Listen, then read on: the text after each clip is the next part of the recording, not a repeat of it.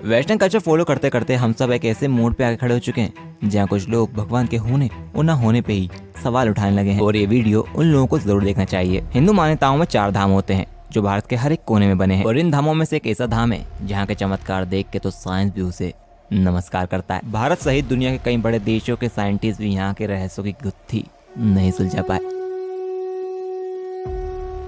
4 धामों से पहला धाम है बद्रीनाथ जो उत्तराखंड में मौजूद है, दूसरा द्वारका गुजरात में, तीसरा रामेश्वरम तमिलनाडु में, और चौथा जगन्नाथपुरी। और यही वो धाम है जहाँ चमत्कारों का अलग ही खेल है, क्योंकि भारत के उड़ीसा राज्य के पुरी में चमत्कार की एक ऐसी कहानी है जिसे समझ पाना किसी के बस की बात नहीं। तो आइए शुरू करते हैं बात जगन्नाथपुरी की, जहाँ आज भी भगवान श्री कृष्ण का दिल धड़कता है। हम सभी मंदिर जाते हैं तो हम वहाँ देखते हैं कि भगवान की मूर्तियाँ अलग अलग पत्थरों से बनी होती हैं, लेकिन जगन्नाथ मंदिर में भगवान की तीनों मूर्तियाँ लकड़ी से बनी हैं। जी हाँ, डेट इज ट्रुथ। लेकिन ऐसा क्यों, आइए जानते हैं। आज से कुल 5000 साल पहले द्वापर युग में जब भगवान श्री कृष्ण का जन्म हुआ था, और महाभारत के भीषण युद्ध के पूरे 37 साल बाद भगवान श्री कृष्ण का हृदय त्याग करने का समय आया, और तभी श्री कृष्ण जंगल में एक पेड़ के नीचे आराम कर रहे थे, और उन्हीं के लीला के चलते एक चरा नाम के शिकारी ने उन्हें हिरण समझ के तीर मार दिया जो उनके पैर में आ लगा, और श्री कृष्ण भगवान की वहीं पे मृत्यु हो गई। और यहीं से कहानी शुरू होती है जगन्नाथपुरी के चमत्कारों की। और श्री कृष्ण की मृत्यु के बाद पांडवों ने उनका अंतिम संस्कार विधि विधान पूर्वक किया, और तभी पांडवों ने देखा कि श्री कृष्ण का पूरा शरीर तो जल चुका है, लेकिन उनका हृदय अब तक धड़क रहा था, वो चमक रहा था, धड़क रहा था, उसमें से अग्नि निकल रही थी, लेकिन वो जला बिल्कुल नहीं। पांडव को समझ पाते इससे पहले ही वहाँ आकाशवाणी हुई कि ये श्री कृष्ण का हृदय है और इसका नाश कभी नहीं हो सकता, और ये हमेशा ऐसे ही धड़कता रहेगा। और भविष्यवाणी के अनुसार श्री कृष्ण के हृदय को पांडवों ने समुद्र में प्रवाहित कर दिया। समुद्र में पहुंचने के बाद श्री कृष्ण के हृदय ने लकड़ी के एक गड्ढे का रूप ले लिया, और द्वारका से तैरते तैरते वो उड़ीसा के समुद्र तट पर पहुंच गया। जब श्री कृष्ण भगवान का हृदय तैरते तैरते उड़ीसा के तट पर पहुंचा तो वहाँ के राजा को भगवान श्री कृष्ण ने सपने में दर्शन दिए। श्री कृष्ण ने राजा से सपने में कहा कि वो समुद्र तट पर एक लकड़ी के लट्ठे के रूप में मौजूद है, और उससे तो मूर्तियों का निर्माण करवा। सुबह उठते से ही राजा समुद्र तट पर पहुंचे और उस लकड़ी के लट्ठे को वो महल ले आए। लेकिन फिर किसने किया मूर्तियों का निर्माण, और मूर्तियां क्यों रह गईं अधूरी? शास्त्रों के कथानुसार जब राजा ने कई शिल्पकारों को मूर्ति बनवाने बुलाया, लेकिन फिर उस लकड़ी के लट्ठे से कोई मूर्ति का निर्माण नहीं कर सका, और तब राजा समझ गए कि ये महान काम महान शिल्पकार देव विश्वकर्मा जी ही कर सकते हैं। और तब राजा ने भगवान जगन्नाथ, बलराम जी और देवी रुक्मणी की मूर्ति बनवाने विश्वकर्मा जी को महल बुलाया। लेकिन मूर्ति बनाने से पहले विश्वकर्मा जी ने राजा के सामने एक शर्त रख दी कि वह दरवाजा बंद करके ही मूर्तियों का निर्माण करेंगे, और तब तक मूर्ति पूरी बन नहीं जाती तब तक वो दरवाजा नहीं खोलेंगे। और साथ ये भी कहा कि स्वयं राजा या कोई अन्य व्यक्ति भी दरवाजा ना खोले, और यदि किसी ने मूर्ति बनाने से पहले दरवाजा खोल दिया तो वो मूर्ति का काम छोड़कर उसी वक्त वहाँ से चले जाएंगे। राजा ने शर्त मान ली, मूर्ति का काम भी शुरू हो गया, और कई दिन बीत गए। लेकिन फिर राजा रोज गेट के बाहर खड़े होकर मूर्ति निर्माण की आवाज सुनता। लेकिन फिर एक दिन राजा को मूर्ति निर्माण की आवाज सुनाई नहीं दी, तो राजा को लगा कि विश्वकर्मा जी मूर्तियों का काम आधा ही छोड़कर चले गए। राजा ने देखने के लिए गेट खोल दिया, लेकिन विश्वकर्मा जी वहीं पर थे और मूर्तियों का निर्माण कर रहे थे। लेकिन विश्वकर्मा जी अपनी शर्त के अनुसार गेट खुलने पर वहां से तुरंत ही अंतर्ध्यान हो गए, और भगवान श्री जगन्नाथ, श्री बलभद्र और देवी रुक्मणी की मूर्ति अधूरी ही रह गई। और उस दिन से लेकर आज तक भी पुरी के जगन्नाथ मंदिर की ये तीनों मूर्तियां अधूरी है, और कहा जाता है कि अधूरी मूर्तियों के दर्शन मात्र से ही व्यक्ति की मनोकामनाएं पूरी हो जाती हैं। और मूर्ति निर्माण के बाद मंदिर बना और मंदिर में मूर्तियों की स्थापना हुई। But the mystery is not over here. दोस्तों, जगन्नाथ मंदिर की ऊंचाई 214 फीट है, और आमतौर पर दिन हो या रात या फिर किसी भी समय किसी भी इंसान या इमारत की परछाई जमीन पे तो जरूर पड़ती है, but the shadow of the Jagannath temple does not fall on the ground. जी हाँ, जगन्नाथ मंदिर की परछाई आज तक किसी ने नहीं देखी। शॉक्ड हुए ना? तो बस अभी तो शुरुआत है। काइट यानी पतंग।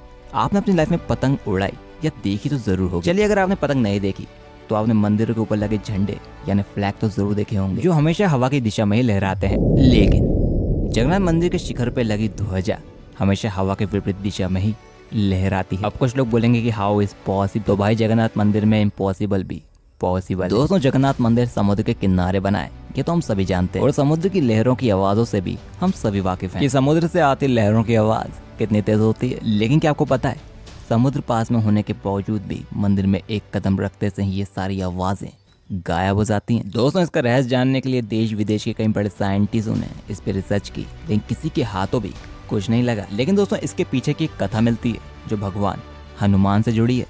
आइए जानते हैं। दरअसल दोस्तों, पौराणिक कथा के अनुसार समुद्र की आवाज के कारण भगवान विष्णु को यहाँ आराम करने में कठिनाई हुआ करती थी, और जब ये बात हनुमान जी को पता चली तो वो समुद्र देव के पास पहुंचे और उन्होंने समुद्र देव से कहा कि तुम अपनी ये वाणी रोक लो, क्योंकि तुम्हारे शोर से मेरे स्वामी को चैन नहीं आ रहा है। इसमें समुद्र देव ने कहा कि ये मेरे वश में नहीं है, ये ध्वनि उतनी ही दूर तक जाएगी जितना हवा की गति होगी। समुद्र देव ने कहा कि इसके लिए आपको अपने पिता से निवेदन करना चाहिए, और तब हनुमान जी ने अपने पिता का स्मरण किया और उन्हें मंदिर की दिशा में ना बहने के लिए कहा। लेकिन पवन देव ने हनुमान जी से कहा कि यह असंभव है, और आवाज को रोकने के लिए पवन देव ने हनुमान जी को एक उपाय भी बताया, और अपने पिता के बताए हुए उपाय के अनुसार हनुमान जी ने अपनी शक्ति से स्वयं को 2 भागों में बांट लिया, और फिर अपने स्वामी भक्ति के लिए जाने जाने वाले हनुमान हवा से भी तेज गति से मंदिर की परिक्रमा करने लगे। और हनुमान जी की परिक्रमा से हवा का एक ऐसा चक्र बना कि समुद्र की आवाज मंदिर के अंदर न जाकर मंदिर के चारों ओर ही घूमती रहती है, और श्री जगन्नाथ जी मंदिर में आराम से सो जाते हैं। और दोस्तों, इसी वजह से मंदिर की ध्वजा भी विपरीत दिशा में लहराती है।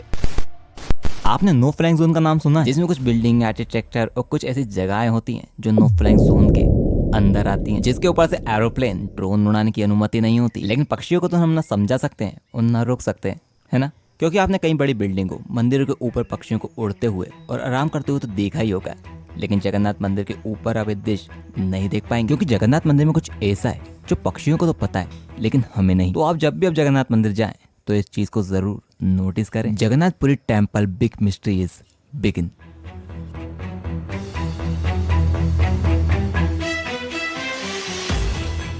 हर 12 साल में एक दिन ऐसा आता है जब पूरे शहर की बिजली काट दी जाती है और पूरे शहर में आर्मी के जवान और पुलिस बल तैनात कर दिया जाता है। लेकिन अब ऐसा क्यों, आइए बताता हूँ। मंदिर में भगवान जगन्नाथ, भाई बलभद्र और बहन सुभद्रा के साथ विराजमान हैं, और जैसा कि मैंने आपको बताया था कि उनकी मूर्तियां लकड़ी की बनी होती हैं, और हर 12 साल में प्रथा के अनुसार पुरानी मूर्तियों को नई मूर्तियों से बदला जाता है। और यही होती है जगन्नाथ मंदिर की सबसे बड़ी सेरेमनी, क्योंकि पुरानी मूर्तियों के साथ साथ भगवान श्री कृष्ण का हृदय भी जो पुरानी मूर्तियों में था उसे नई मूर्तियों में रखा जाता है। और यह प्रोसेस करने से पहले मंदिर सहित पूरे शहर की बिजली काट दी जाती है। जगह जगह मंदिर के बाहर पुलिस बल तैनात होता है, और तब मंदिर में होते हैं मंदिर के कुछ मुख्य पुजारी जो करते हैं भगवान का हृदय चेंज पुरानी मूर्तियों से नई मूर्तियों में। लेकिन ये करने से पहले पुजारियों पर कुछ नियम लागू होते हैं। अगर वो नियमों का पालन ना करें तो कहा जाता है कि वो अंधे या उनकी मौत भी हो सकती है। दरअसल जो पुजारी ये काम करता है उसकी आंखों पे मोटी पट्टी बांधी जाती है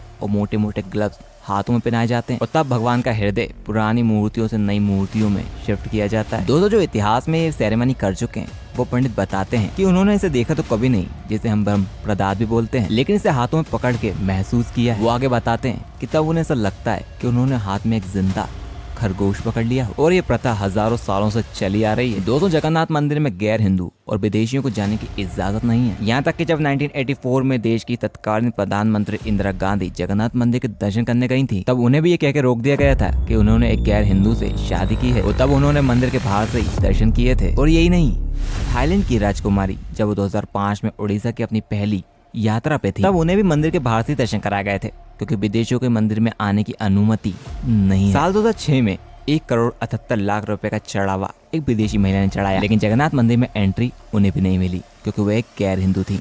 रथ यात्रा। हर साल भगवान जगन्नाथ अपने भाई बहनों के साथ नगर का भ्रमण करते हैं, लेकिन हर साल क्यों निकाली जाती है रथ यात्रा, आइए जानते हैं। दरअसल पुराणों के अनुसार भगवान जगन्नाथ की बहन ने एक बार नगर देखने की इच्छा जताई। तब जगन्नाथ और बलभद्र अपनी लाडली बहन सुभद्रा को रथ पे बिठाकर नगर दिखाने निकल पड़े, और इस दौरान वे अपनी मौसी घर भी गए, और यहाँ पे वो 7 दिन ठहरे। और तब से ही हर साल पूरी शहर में जगन्नाथ जी की रथ यात्रा निकाली जाती है, और ये पूरे 9 दिन का त्योहार होता है, जिसमें लाखों करोड़ों लोग देश के कोने कोने से भगवान जगन्नाथ की रथ यात्रा में शामिल होने आते हैं, जिसमें भगवान जगन्नाथ जी, बहन सुभद्रा और भाई बलभद्र को गर्भगृह से निकालकर और रथ पे बिठाकर पूरे शहर का भ्रमण कराया जाता है। लेकिन जगन्नाथपुरी मंदिर की मिस्ट्री यहीं खत्म नहीं होती, और भी कई बातें हैं। जैसे भगवान जगन्नाथ हर साल 15 दिनों के लिए बीमार पड़ते हैं, तब उनका उपचार 15 दिनों के लिए एक मरीज की तरह किया जाता है। तब उन्हें खाने में खिचड़ी, फलों का जूस, दूध और काढ़ा भी दिया जाता है। उनके शरीर पे लेप लगाया जाता है और भगवान 15 दिनों के लिए आराम करते हैं। और भी ऐसे कई रहस्य हैं, जैसे सुदर्शन चक्र, आपने नाम तो जरूर सुना ही होगा, जो भगवान विष्णु का अस्त्र है,